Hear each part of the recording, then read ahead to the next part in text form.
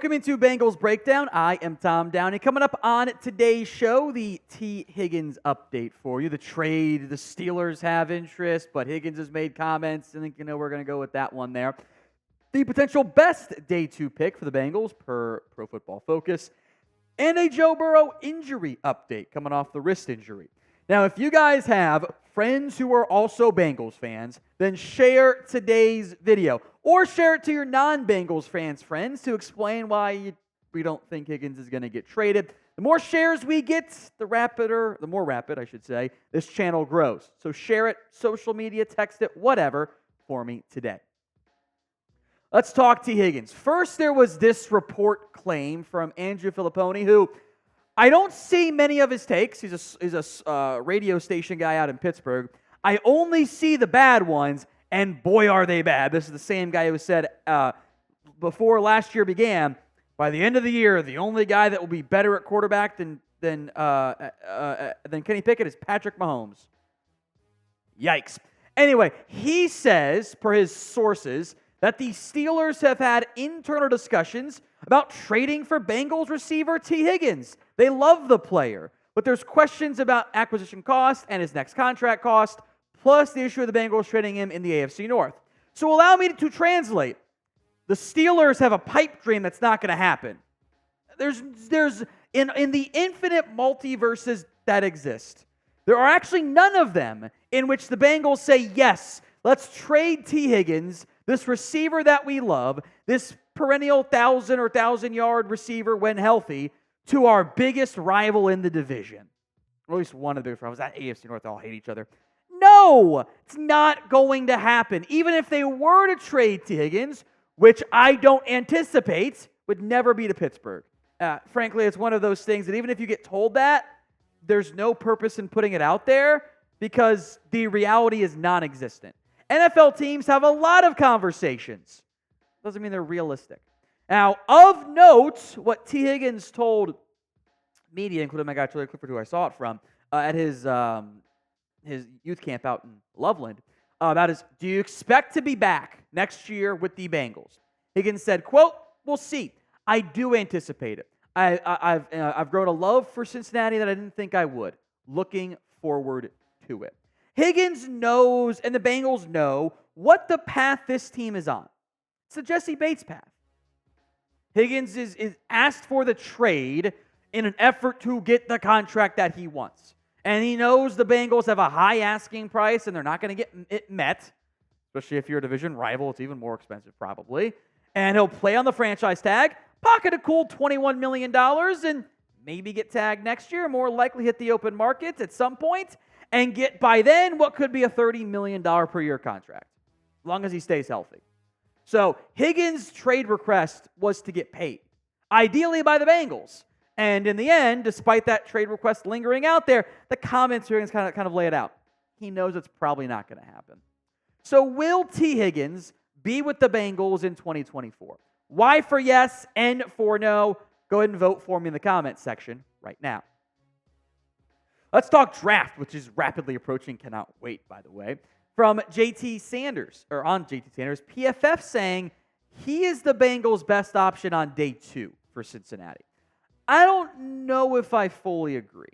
The numbers this year were pretty good. 45 catches, 682 yards, which relative to how other tight ends typically get utilized, that's pretty impressive. I will say, though, the reason why we do the draft process is to investigate and figure out, who's going to be great, pros and cons, and do more in-depth studies than what we just saw watching live. And watching live, I'm like, this guy's really good. He's going to be impactful. He's got all the stuff. And he is a good move, athletic tight end. Going more in-depth, I never liked the blocking. I expected that one there. Honestly, I think the athletic testing hurt him. He wasn't nearly as athletic. The 4.69 40 was really good, but the vert was bad. The shuttle and broad was bad. I know he's got almost 33-inch arms.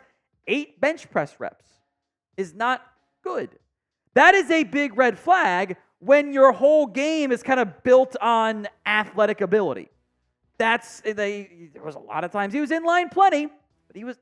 My concern, the downside is Is this somebody who was kind of schemed more than he was a truly dynamic playmaker? That's my concern. So I had a second-round grade kind of going into the combine pre-draft process. It's a second, third right now. If I can get him in the third round on day 2, I am very intrigued. But I'd be a little bit anxious about taking him in the second round, especially given how good I think the receiver class is going to be when the Bengals are on the clock at that point. Today's show is made possible by Prize Picks. Go to prizepicks.com/CLNS for a first deposit match when you use code CLNS. You pick 2 to 6 players, more than, less than, on those players. And if you hit, congrats, to come out on top. My Thursday Masters picks did not go very well. Everything else I had this week at the Masters was remarkably successful, which I say I like my golf. I will not be doing the RBC Heritage this week. I will take my week off and not trying to get too far extended there.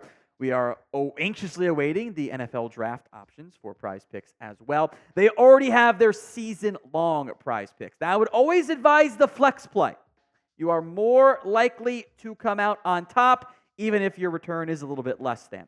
Now, NFL season long, kind of already factoring in the injury concerns and how players get hurt, and so the number is a little bit lower. If they stay healthy, these guys are all going to hit it. Mahomes more than passing yards. Dak Prescott more than passing yards. CeeDee Lamb more than receiving yards. Micah Parsons more than sacks. All 4 figures lower than what they had last season. Very, very doable. So go to prizepicks.com/CLNS and use code CLNS for a first deposit match up to $100. Link will be in the comment section and the description of today's show. Back to tight end here. Now, given the bodies on the roster, 3, Gesicki, Hudson, Sample, excuse me, they don't need a starter necessarily. And they don't even need a number 2. You can get by with Hudson and Sample there. But I would be surprised if at some point, even if it's later day 3, this team didn't draft a tight end. Because what it's been for the past several years is tight ends a need, 1-year stopgap. Tight ends a need, 1-year stopgap. Hopefully Gesicki is closer to Hayden Hurst than Irv Smith Jr. So if you want to invest at tight end and not just check off a box, and I think is a not great tight end class overall, JT Sanders could make some sense, specifically in the third round for me at least. That's where the value is. So would you draft him on day 2? 1 for yes, 0 for no. Sound off in the comments. Finally, a Joe Burrow update. Been a busy week for Joe Burrow doing the New Heights podcast and more. Did give an update to media on his wrist injury, saying he's in a great spot. Here's what Burrow said. I'm doing the rehab every day. That's always a part of it. As far as my off-season training, hasn't really affected it too much. I've been able to do pretty much everything I normally do from a lifting and conditioning standpoint. I'm in a great spot body-wise. Now, Burrow also made the comment that he's trying to get a little bigger and stronger. I think to a certain extent, just trying to add some more body armor. You don't have to go full Big Ben here, but I do think a little bit more body armor could be a good thing for Joe Burrow, given the history of injuries. There's different weights are certainly still very much in football shape. Burrow, by the way, of course, also dealing with that calf injury first. Calf's no longer an issue. Now we're moving forward into the standpoint for staying healthy and recovering from that wrist injury in the end. Burrow, when healthy, has been one of the best quarterbacks in football. Now, this year, he certainly wasn't fully healthy, and I think that's reflected in the stats and everything there.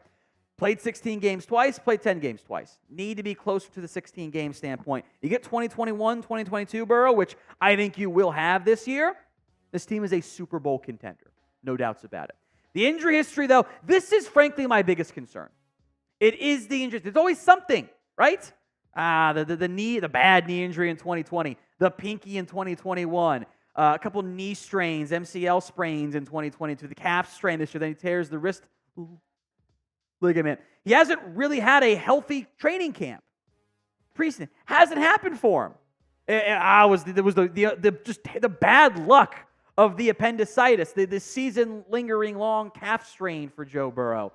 It was the COVID year, was coming off the knee injury. I would just like to find a way somehow to keep him fully healthy for a calendar year. I think good things will happen. So what is your concern level then over Joe Burrow's injury history? Scale it for me from 1 to 10 in the comments section.